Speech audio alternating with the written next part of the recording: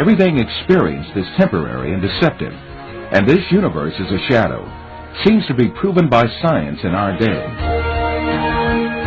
In order to better grasp this secret behind matter, let us be reminded of our information about our sense of sight, which provides us with the most extensive information about the external world.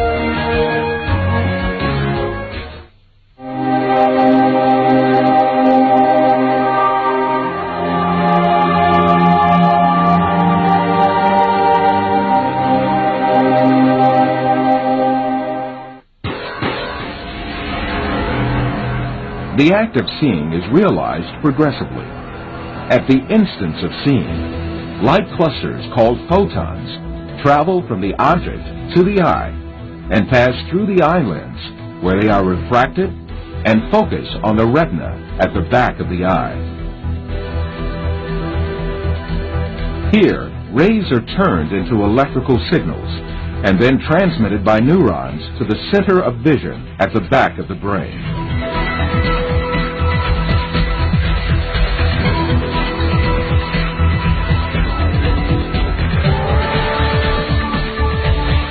The act of seeing actually takes place in this center in the brain.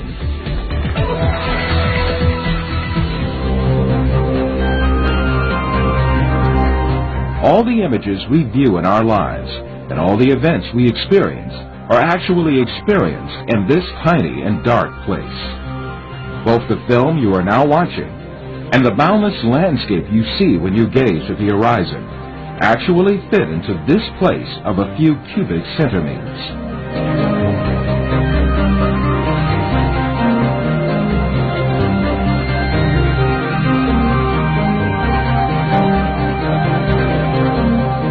Now, let us reconsider this information more carefully.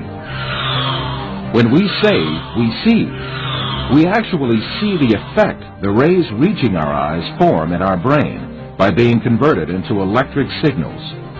When we say we see, we actually observe the electrical signals in our brain.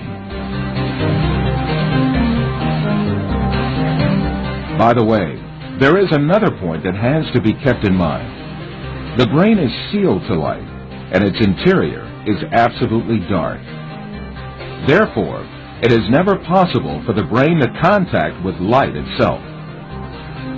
We can explain this interesting situation with an example.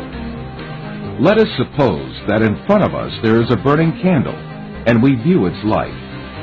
During this period, when we view the candle's light, the inside of our skull and our brain are in absolute darkness.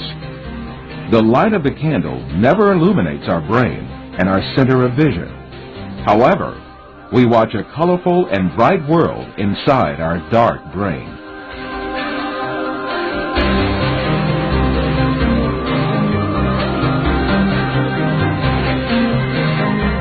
The same situation applies to all our other senses. Sound, touch, taste, and smell are all perceived in the brain as electrical signals.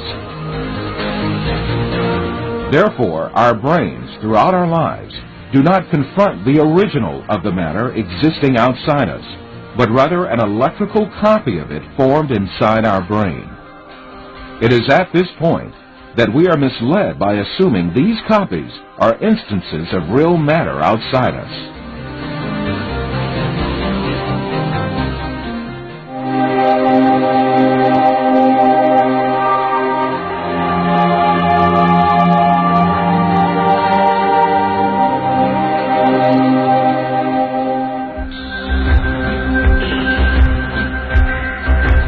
These physical facts make us come to an indisputable conclusion. Everything we see, touch, hear, and perceive is matter. The world, or the universe, is only electrical signals in our brain.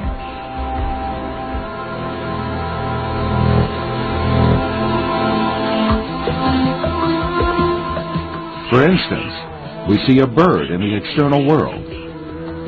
In reality, this bird is not in the external world, but in our brain.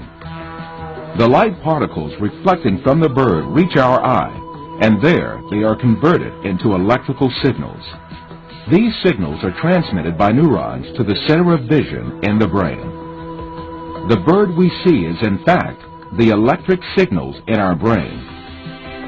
If the sight nerves traveling to the brain were disconnected, the image of the bird would suddenly disappear. In the same manner, the bird sounds we hear are also in our brain.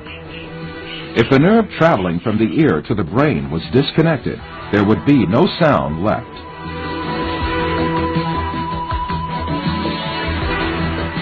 Put simply, the bird, the shape of which we see, and the sound of which we hear, is nothing but the brain's interpretation of electrical signals.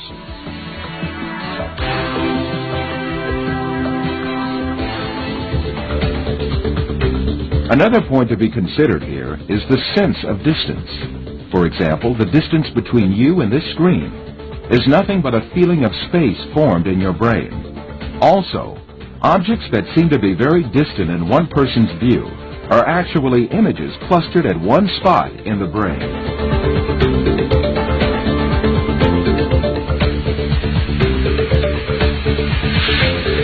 For instance, someone who watches the stars in the sky assumes that they are millions of light years away from him. Yet the stars are right inside himself and the center of vision of his brain.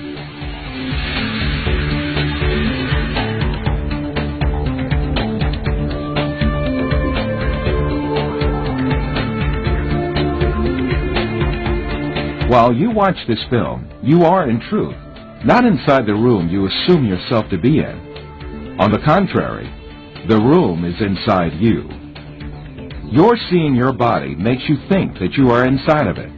However, you must remember that your body, too, is an image formed inside your brain.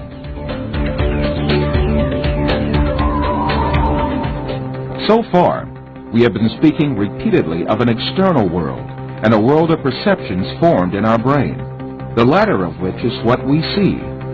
However, since we can never actually reach the external world, how can we be sure that such a world really exists? Definitely we cannot. The only reality we cope with is the world of perceptions we live within our minds.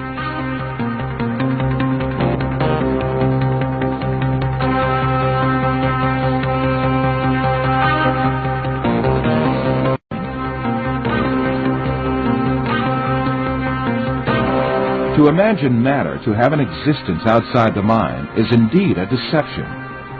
The perceptions we observe may well be coming from an artificial source. It is possible to see this in the mind's eye by an example.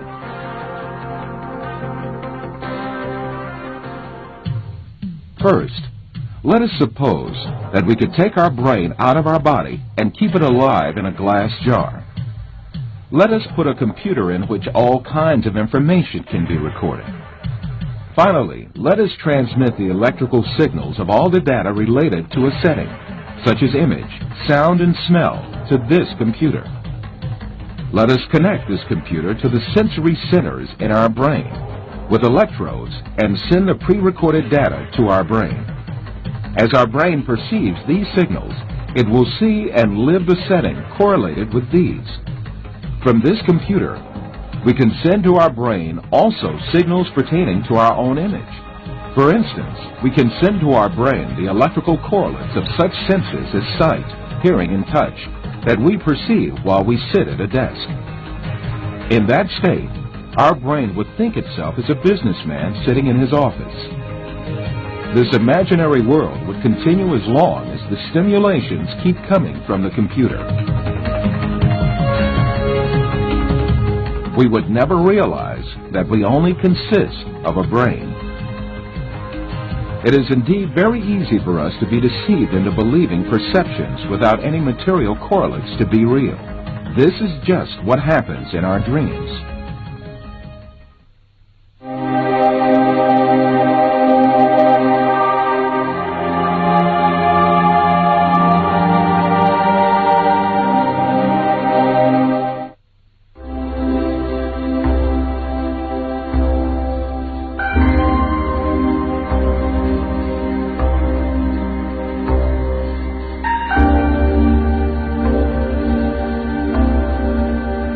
For you, reality is all that can be touched with the hand and seen with the eye. In your dreams, you can also touch with your hand and see with your eye. But in reality, you have neither hand nor eye, nor is there anything that can be touched or seen. Taking what you perceive in your dream to be material realities, you are simply deceived.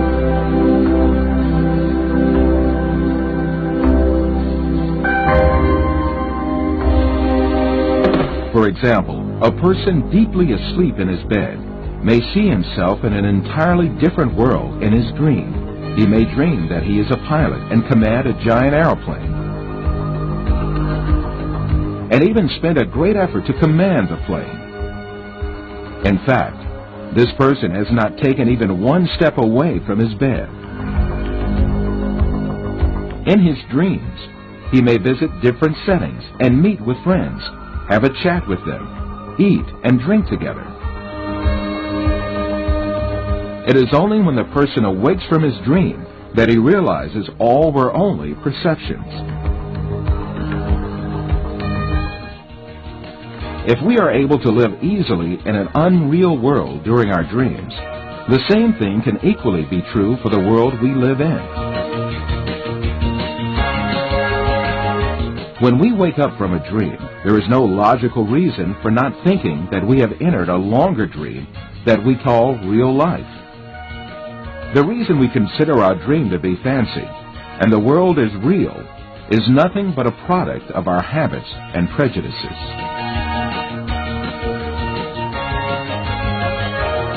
This suggests that we may well be awoken from the life on earth, which we think we are living right now, just as we are awoken from a dream.